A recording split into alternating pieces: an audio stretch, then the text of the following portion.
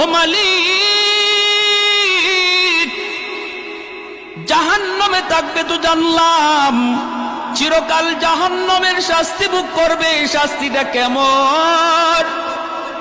আল্লাহ বলে ভয়ঙ্কর শাস্তি, ভয়ঙ্কর। সাধারণ জাহান্নামীরা এত শাস্তি পাবে না যতটা শাস্তি পাবে একজন খুনি। জাহান্নামের ভিতরে সে এতটাই কষ্টে থাকবে।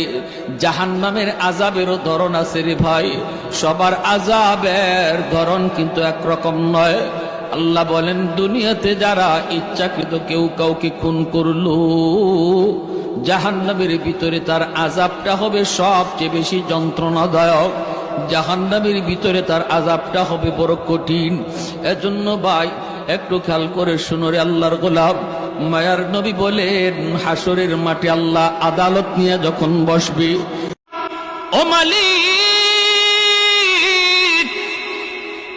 জাহান্নামে থাকবে তো জানলাম, চিরকাল জাহান্নামের শাস্তি ভোগ করবে। শাস্তিটা কেমন?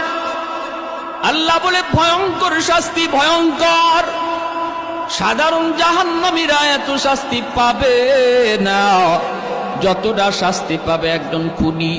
জাহান্নামের ভিতরে সে এতটাই কষ্টে থাকবে। জাহান্নামের আযাবেরও ধরন আছে রে ভাই, সবার আযাবের ধরন কিন্তু একরকম নয়।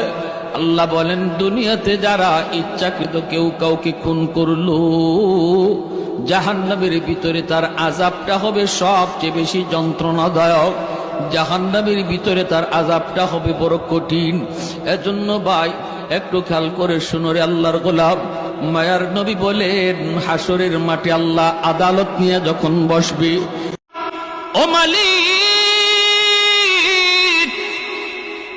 জাহান্নামে থাকবে তো জানলাম, চিরকাল জাহান্নামের শাস্তি ভোগ করবে। শাস্তিটা কেমন?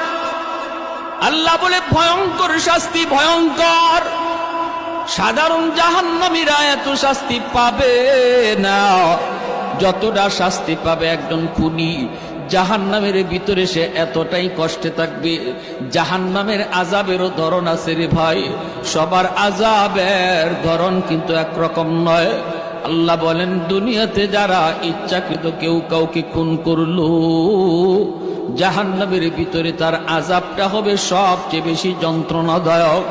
জাহান্নামের ভিতরে তার আযাবটা হবে বড় কঠিন।